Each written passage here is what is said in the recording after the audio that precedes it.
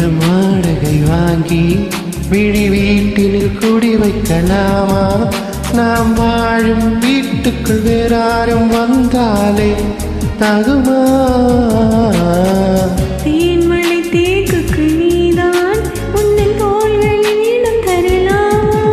நான் சாயும் தோள் மேல் வேறாரும் சாய்ந்தாலே தகுமா?